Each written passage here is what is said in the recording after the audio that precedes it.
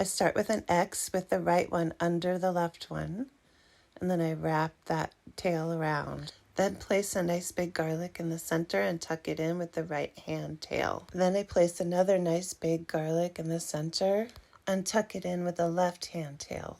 I hold the garlic tightly with my thumb to keep the braid tight. Next comes a left hand side garlic tucked in with the right side.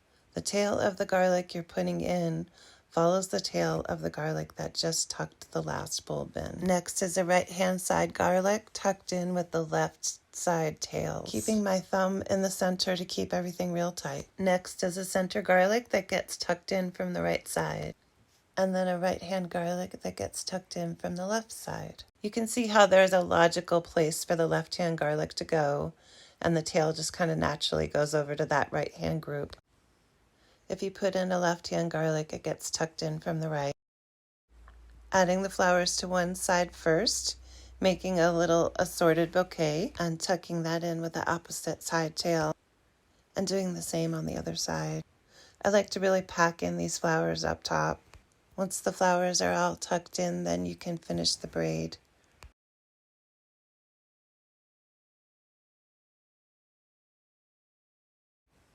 I finished it off with a folded over piece of string so that there's a loop, and the loop can be used to hang up the garlic braid.